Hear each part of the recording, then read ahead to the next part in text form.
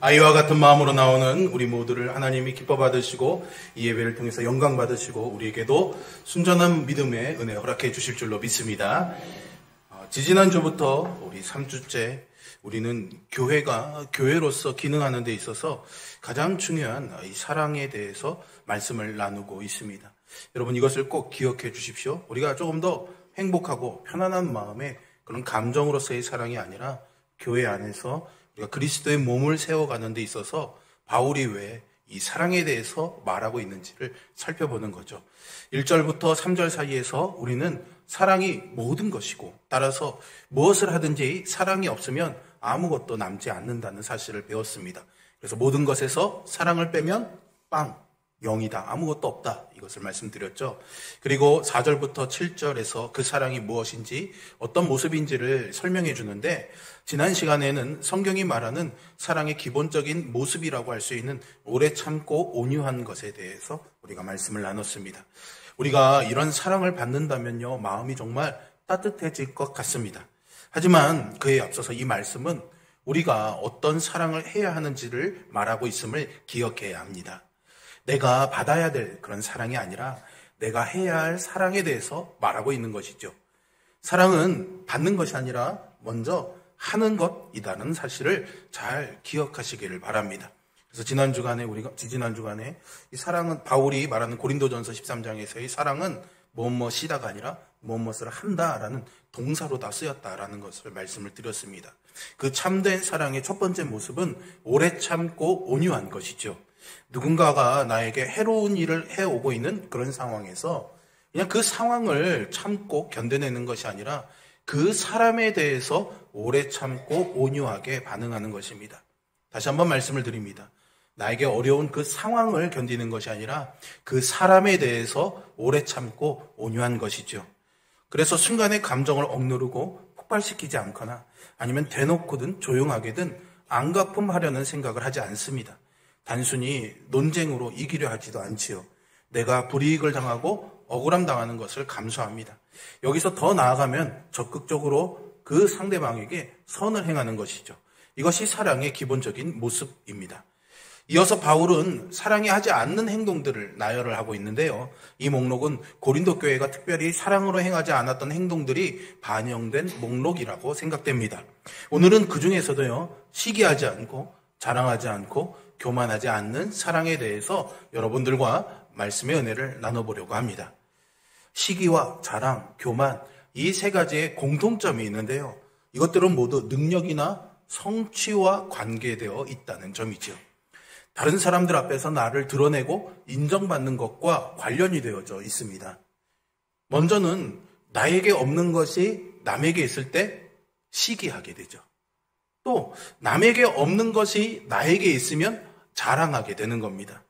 이 시기와 자랑, 두 사랑 없는 죄의 기본에 있는 것이, 밑바닥에 깔려 있는 것이 바로 교만이라고 할 수 있습니다.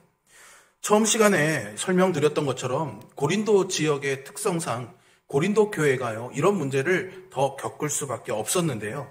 경쟁적인 사회에서 자신을 낮추고 겸손한 사람은요, 그 경쟁에서 살아남기 어렵기 때문입니다.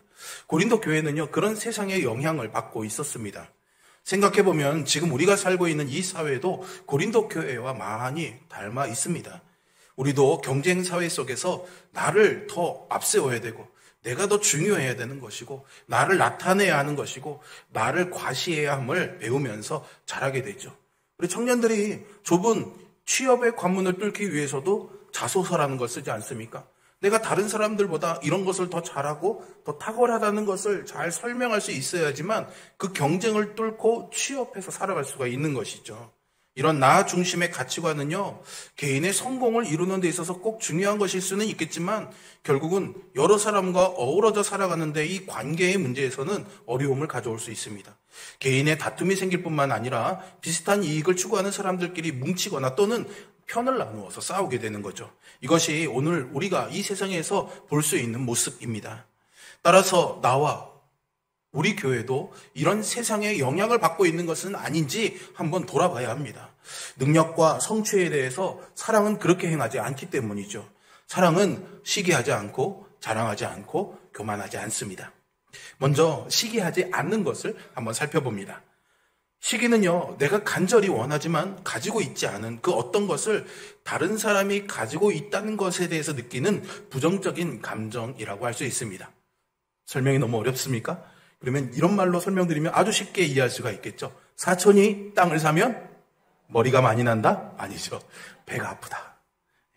내가 없는 걸 다른 사람이 가지면, 내가 못한 걸 다른 사람이 성공하면 배가 아픈 겁니다. 시기는요, 그 자체로서는 죄라고 할 수 있는데요. 사실은 그 전에 뭔가를 부러워하는 그 마음까지도 죄라고 하기는 어렵죠. 누군가가 헌신적으로 교회에서 섬기는 모습을 보면서 나도 저렇게 섬겼으면 좋겠다라고 부러워할 수도 있고요. 그런 마음을 가지고 열심을 낸다면 전혀 문제가 될 것이 없죠. 그런데 처음에는요, 나도 저렇게 열심히 헌신해야지 라고 생각했던 것이 계속해서 그 사람만 인정받게 되거나 나는 인정받지 못하게 되면은 서운한 마음이 생기고, 아니면은 내가 더 인정받게 돼서 우월감이 생기게 되고, 그 모습이 결국 시기가 되는 것이죠. 거기서 더 나아가면요, 나도 저것을 가지고 싶어를 넘어서서요, 나만 저것을 가져야 해, 이렇게 되거나, 저 사람이 가진 것을 빼앗아서 내 거를 만들어야지가 되거나, 누구도 이것을 가져서는 안 돼가 되는 것이 보통입니다. 이런 시기가 결국 인간관계를 망가뜨리는 거죠. 그러한 예는요, 성경에서 어렵지 않게 우리가 찾아볼 수가 있습니다. 대표적으로 동생 아벨을 시기해서 살인까지 저질렀던 가인이 있죠. 가인의 문제는요, 하나님께서 자기 재물을 받지는 않고 동생 아벨의 재물을 받으셨다는 데 있었습니다. 이것을 가인이 받아들일 수가 없었던 거예요. 왜 나는 안 되고 동생인 아벨은 되는 거지? 이것이 수용이 되지 않았던 겁니다. 그렇게 가인은 시기하는 그 문제를 다루지 못하고 동생을 살해하게 되죠. 시기의 죄가 형제라는 친밀한 관계를 무너뜨렸습니다. 요셉을 애굽의 종으로 팔았던 형들도 마찬가지죠.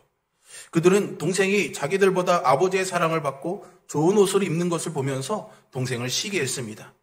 그래서 그들은 가인과 마찬가지로 동생을 죽이려고 했다가 죽이지는 않고 대신에 애굽의 종으로 팔아버리게 되죠.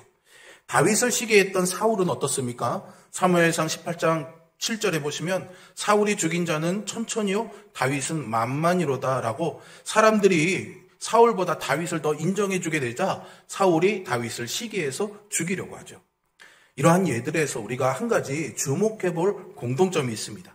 여러분, 만약에요 가인이 제사를 드릴 때 아벨이 아니라 아담과 함께 제사를 드렸고 하나님이 아담의 제물은 받으시고 가인의 제물을 받지 않으셨다면 가인은 과연 아담에 대해서 시기하는 마음을 가졌을까요?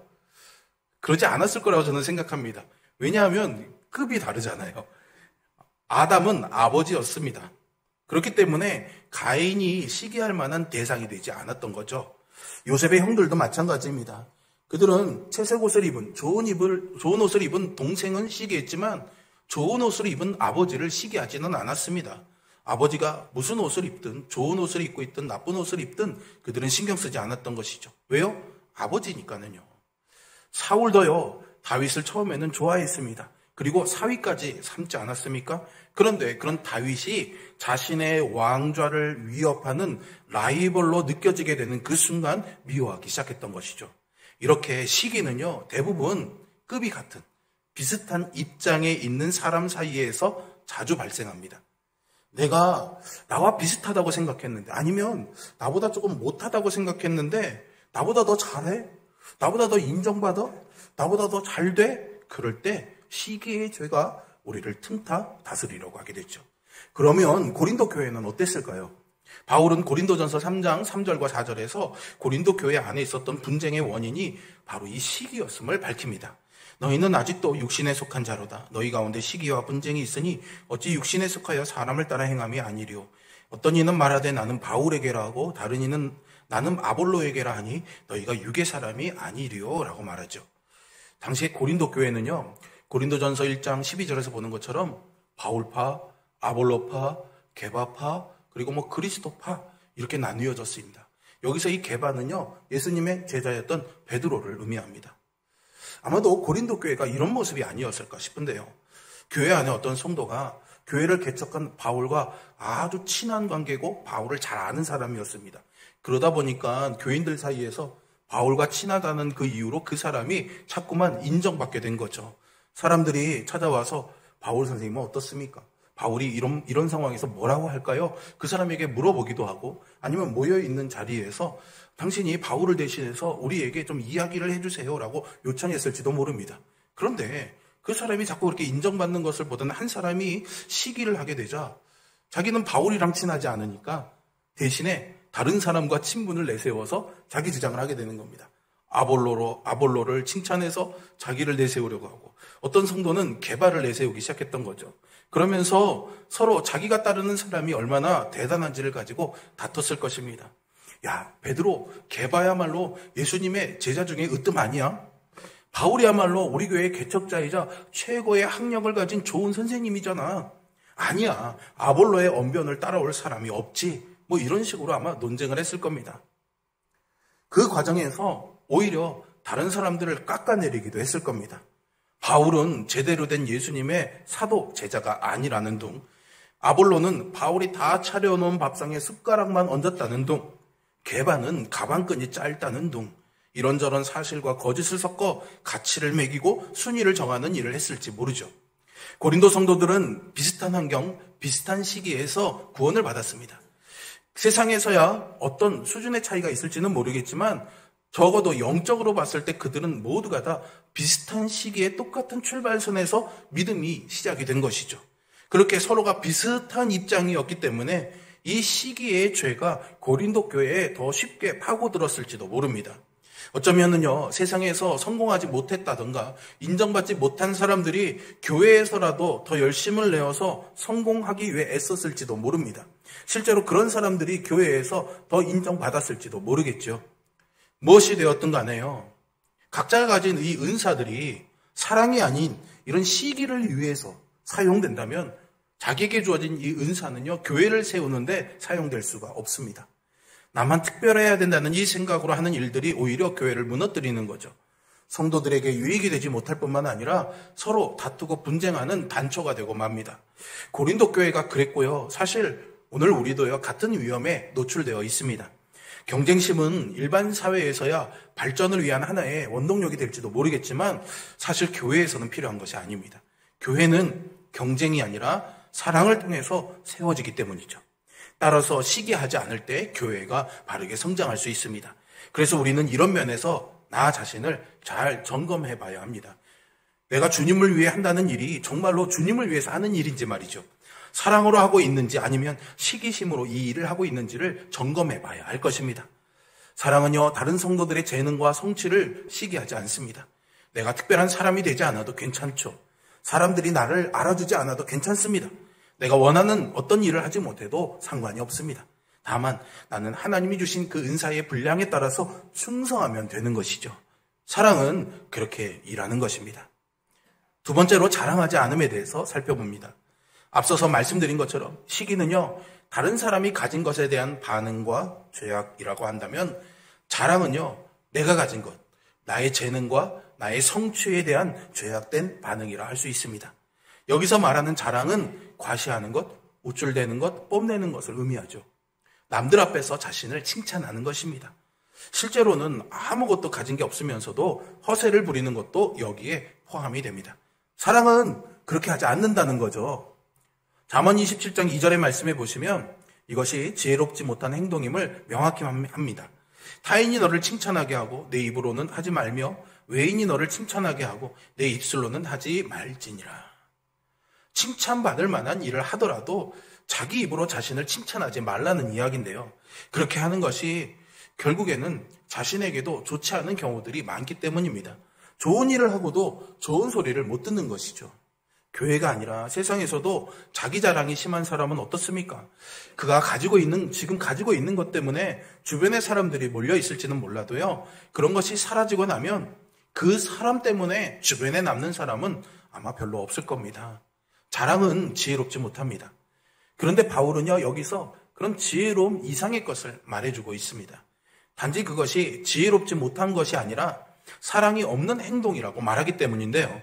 교회 안에서 어떤 성취를 이룬 사람, 인정을 받을 만한 은사를 가진 사람이 그 일에 대해서 뽐내면서 말하는 것은 그 자체로서 자신을 다른 사람들과 구별하고 높여서 교회를 분열하게 만드는 것이죠. 또한 듣는 사람으로 하여금 시기의 유혹에 빠져들게 합니다. 사람의 죄의 본성을 자극하는 것이죠. 자기는 나쁜 의도가 있었던 것이 아니라고 자랑하려는 의도는 없었다고 말할지도 모릅니다. 하나님께서 나에게 하신 그 일을 그냥 나눈 것뿐이라고 말할지도 모르죠. 때로는요, 정말로 순수하게 그렇게 했던 말들이 전혀 의도와 상관없이 시기심을 불러일으킬 수도 있습니다. 그러니 실제로 자랑하고 싶은 그 마음에서 한 말들이야 훨씬 더 다른 사람으로 하여금 시기하게 만들 수 있겠죠. 실제로 부러워하라고 하는 말들이기 때문입니다. 그런 말이나 행동은 교회를 무너뜨립니다. 여러분, 하나님은 미련하고 악하고 천하고 멸시받고 없는 것들을 택하셔서 세상에서 인정받는 모든 것들을 부끄럽게 하십니다. 그래서 아무 육체도 하나님 앞에서 자랑할 수 없죠. 오직 그 모든 일을 하신 하나님만 자랑할 수가 있는 것입니다. 이것이 복음이고 그리스도의 십자가가 가지는 궁극적인 의미입니다. 바로 하나님께서 모든 영광을 받으시는 것이죠. 그런데 그렇게 하나님께서 선택해서 구원받은 사람들이 자신이 이룬 성취나 이 재능으로 자신을 드러내고 뽐내고 우쭐대고 있다면 결국은 그것이 하나님이 아니라 자기가 한 것이라고 자랑하는 것입니다. 하나님께서 받으셔야 할 영광을 내가 취하고 있는 것이죠. 고린도 교회에는요, 이렇게 스스로를 높이는 사람들이 많았나 봅니다. 그래서 3장이나 8장이나 14장에 보시면은요, 스스로를 지혜롭다고 생각했던 사람들도 있고요, 많이 안다고 생각하던 사람들도 있었던 것이고요, 내가 참으로 신령한 사람이다라고 생각했던 사람들도 있었습니다. 그래서 고린도 교회는 자기의 그것을 드러내려고 가진 은사, 방언이나 예언이나 이런 것들을 막 함으로 인해서 자기를 드러내려는 사람들이 많았던 겁니다. 그래서 너무 모일 때마다 서로가 그것을 하려고 하면서 어지럽고 혼란스러운 상황들이 많았던 거죠. 그래서 바울은요, 고린도전서 4장 7절에서 그들에게 이렇게 말합니다. 누가 그대를 별다르게 보아줍니까? 그대가 가지고 있는 것 가운데서 받아서 가지지 않은 것이 무엇이 있습니까? 모두가 받은 것이라면 왜 받지 않은 것처럼 자랑합니까? 라고 묻기도 했죠. 하나님께로부터 받은 은사인데 마치 자기가 이루어 놓은 것처럼 그렇게 뽐냈다라는 것이죠. 마치 모든 것이 자기의 능력이고 자기의 성취인 것처럼 자랑하려 했던 것입니다. 사실은 나쁜 의도가 아니더라도 우리는 자랑하고 싶은 마음이 늘 요만큼씩은 자리 잡고 있습니다. 아닌 척하고 저 쳐다보지 마세요, 여러분. 다 요만큼씩 있잖아요. 내가 생각해도 정말로 잘했는데 아무도 말해주지 않고 목사님도 아는 척 안 해주고 있으면 얼마나 속상하고 서운합니까? 단지 그것을 드러내느냐 안 드러내느냐의 차이만 있을 뿐이죠. 그래서요, 어떤 때는 솔직히 나는 차마 말하기 어려우니까 괜히 다른 사람이 말해주기를 바라는 마음으로 뭔가를 자꾸 시도하는 그런 유혹들이 있기 마련이죠. 그냥 내버려둬도 누군가가 알게 되는 경우들도 있지만 내가 말하지 않으면 정말 아무도 모르는 것 같을 때 어떻게든 남이 알게 하고 싶을 때가 있는 겁니다.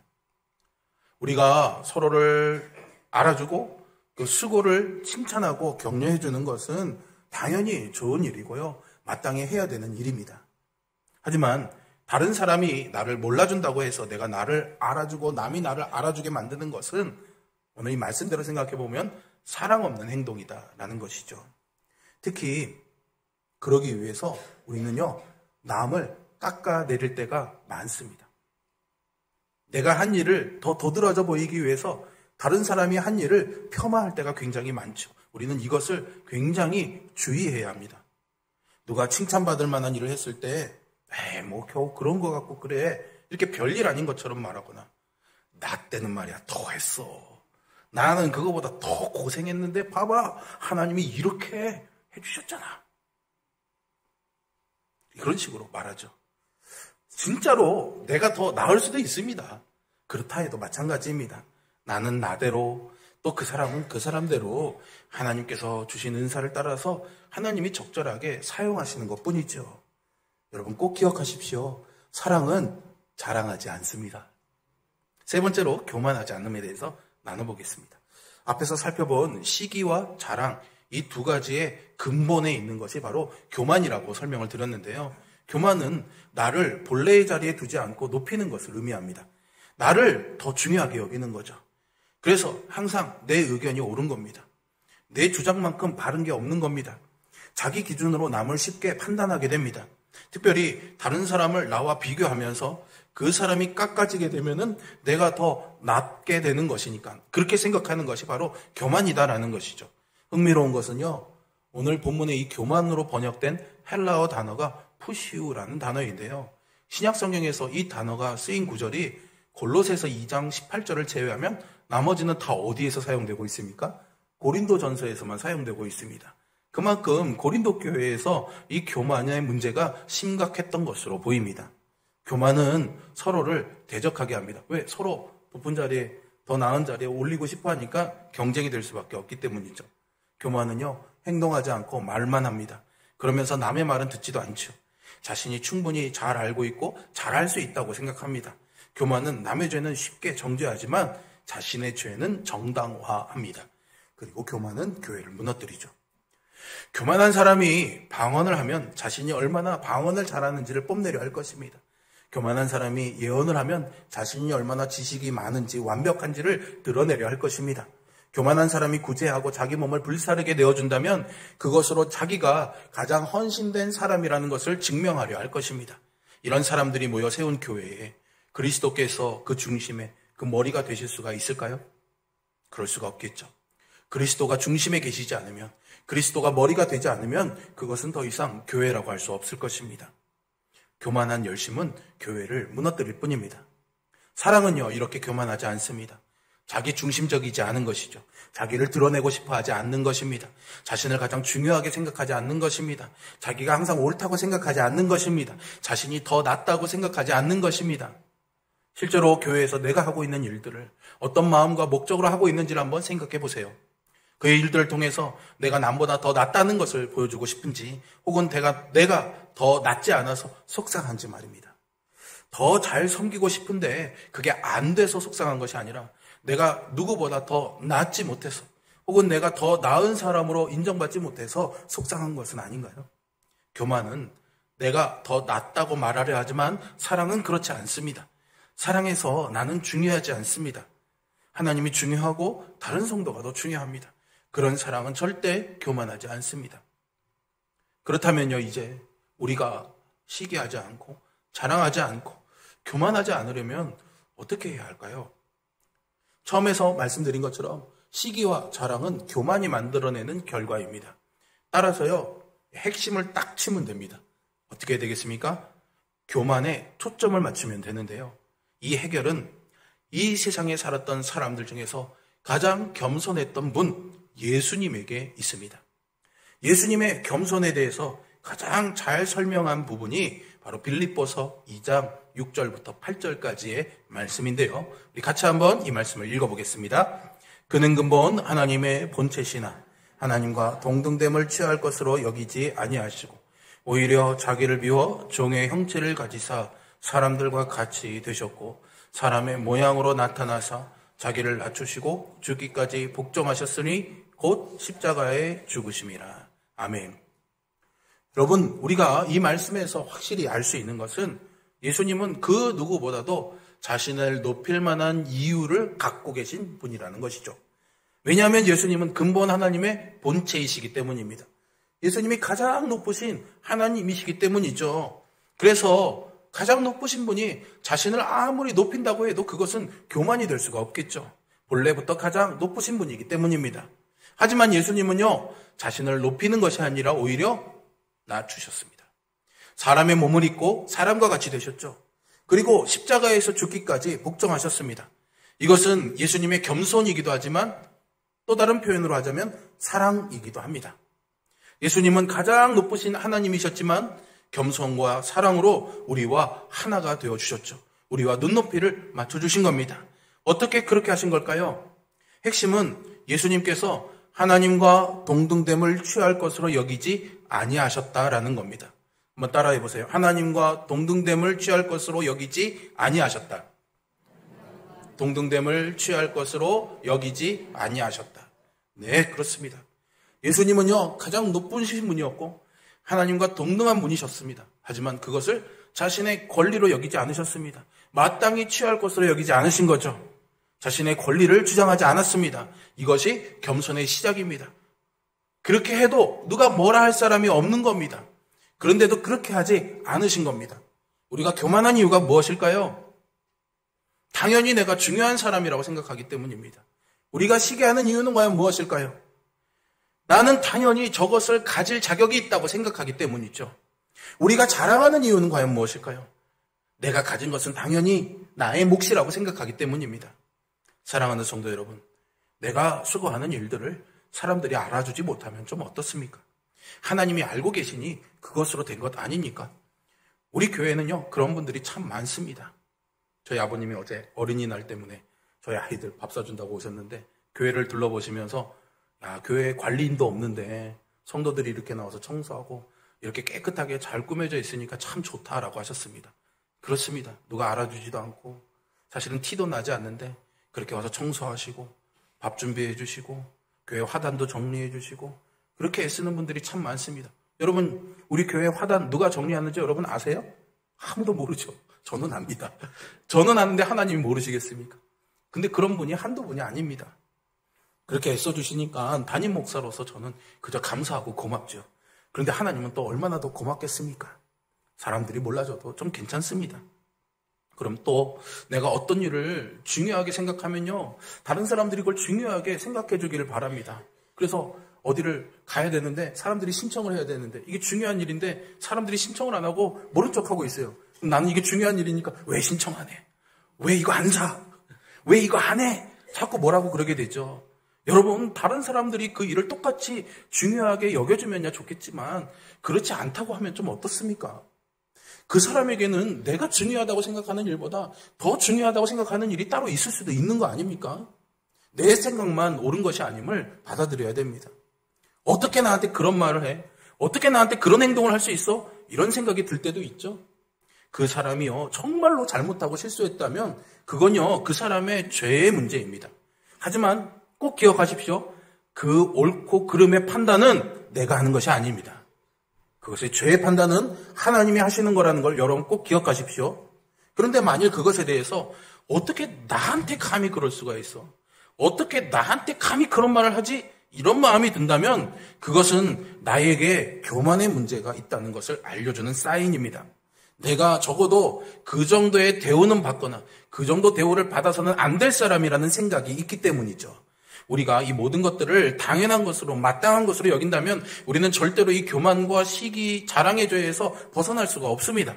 그 모든 것들을 예수 그리스도처럼 취할 것으로 여기지 말아야 하는 것이죠. 그것이 실제로 나의 권리가 아닌 경우라면요, 쉽게 할 수 있겠지만 당연한 나의 권리라고 할지라도 그럴 만한 자격이 있다고 할지라도 마땅히 취할 것으로 여기지 않는 것입니다. 그래야 교만하지 않고 사랑할 수 있는 것이죠. 예수님이 그 본보기를 우리에게 보여주셨습니다.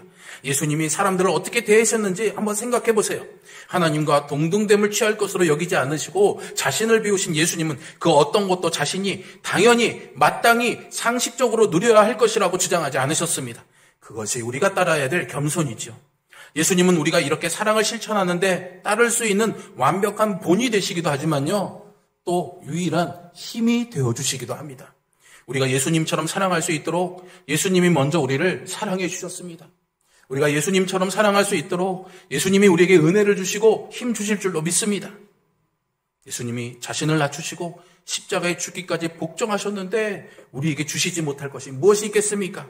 우리에게 서로 사랑하라고 명령하신 예수님은 그 사랑의 본이 되어주셨을 뿐만 아니라 명령에 순종할 수 있는 힘도 주실 것입니다. 그러니 여러분, 왜 나는 안 되지? 라고 실망하지 마시고요, 예수님만 바라보십시오. 예수님만 바라보면 닮게 되어 있습니다. 예수님만 의지하십시오. 그러면 내가 할 수 없는 일도 할 수 있게 됩니다. 예수님처럼 사랑하는 우리가 될 수 있기를 바랍니다. 시기하지 말고 자랑하지 말고 교만하지 마십시오. 사랑은 그렇게 하는 것이 아닙니다. 기도하겠습니다.